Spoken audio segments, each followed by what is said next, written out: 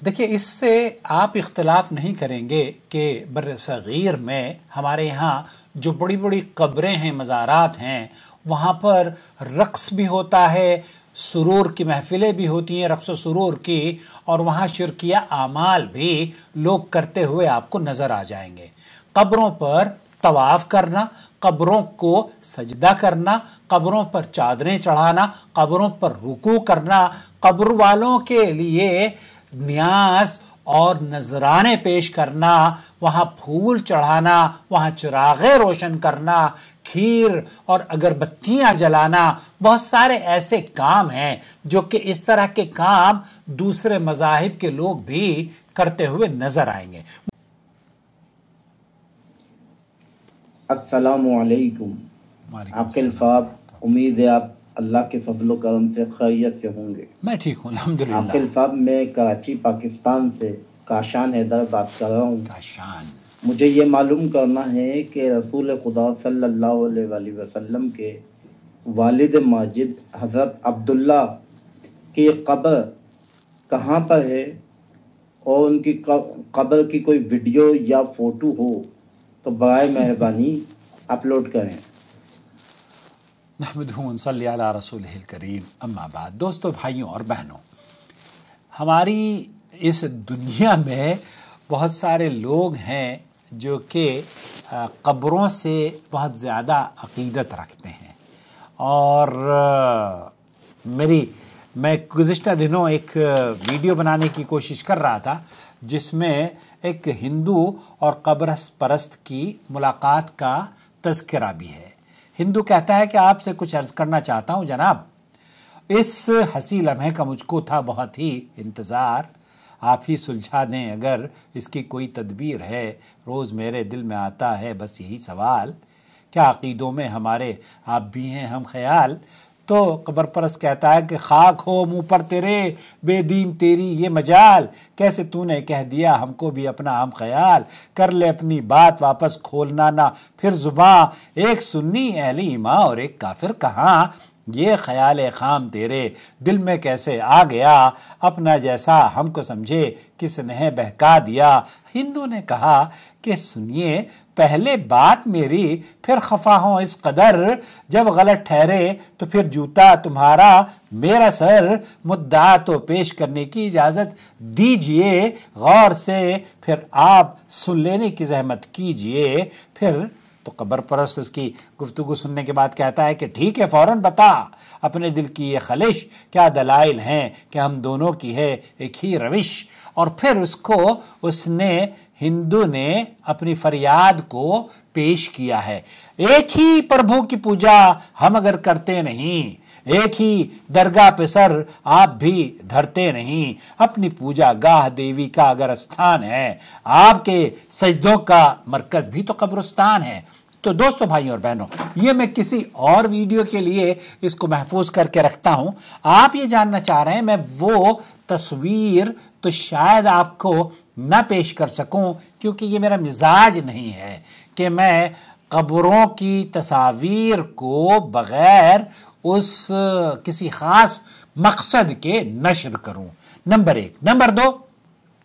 نبی کریم صلی اللہ علیہ وسلم کے والد، جیسے آپ نے فرمایا کہ حضرت عبداللہ کی قبر کہاں ہے، اس بارے میں اہل علم نے یہ فرمایا ہے کہ نبی کریم کے والد حضرت عبداللہ ابن عبد المطلب کا انتقال مدینہ منورہ میں ہوا تھا، اور تاریخی روایات کے مطابق ان کی قبر مدینہ میں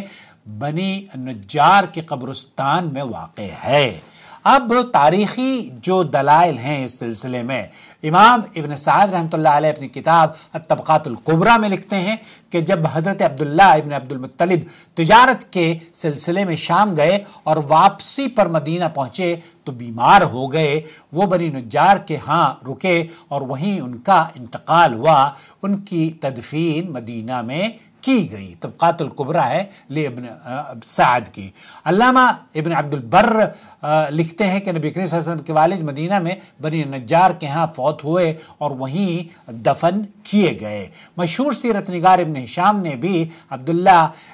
کی وفات مدینہ میں ابن عدی ابن نجار کے ہاں ہوئی اور وہیں انہیں دفن بھی کیا گیا السیرۃ النبویہ لابن ہشام۔ سعودی عرب کے جو علماء ہیں شیخ عبدالعزیز بن باز نور علی الدرب فتویٰ ایک نقل کرتے ہوئے یہ کہتے ہیں کہ حضرت عبداللہ کی قبر مدینہ منورہ میں بنی نجار کے علاقے میں ہے، اس بارے میں تاریخی روایات متفق ہیں۔ شیخ صالح الفوزان یہ کہتے ہیں کہ رسول اللہ کے والد کی وفات مدینے میں بنی نجار کے مقام پر ہوئی اور وہیں وہ دفن ہوئے، اور اسی طریقے سے سعودی عرب کے بڑے عالم ہیں شیخ ابن عثیمین محمد بن صالح العثیمین رحمۃ اللہ علیہ، ان کا موقف بھی یہی ہے کہ نبی کریم صلی اللہ علیہ وسلم کے والد کی قبر کے بارے میں صحیح تاریخی روایات یہ بتاتی ہیں کہ وہ مدینہ منورہ میں دفن ہوئے ہیں۔ مجموع فتاوی لابن عثیمین۔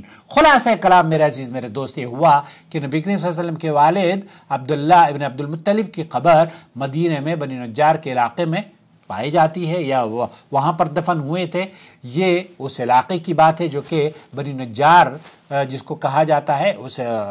قبرستان میں۔ دوسری یہ کہ یہ رائے اکثر سیرت نگاروں اور محدثین کی ہے اور سعودی عرب نے بھی اسی کو، یہاں کے علماء نے بھی اسی کو اختیار کیا ہے۔ اسی بارے میں یہ کہ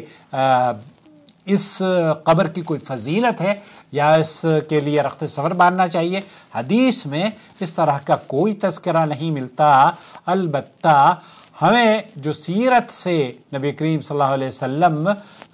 کے چاہنے والے ہیں انہیں صحیح مسلم کی اور دیگر احادیث سے یہ پتہ چلتا ہے کہ آپ قبروں کی زیارت جو ہے نا، اللہ کے رسول صلی اللہ علیہ وسلم نے فرمایا کہ آپ وہاں جا کر آپ کو آخرت کی یاد تازہ ہوگی۔ اس لیے اگر آپ قبرستان جانا چاہتے ہیں تو پھر میرے بھائی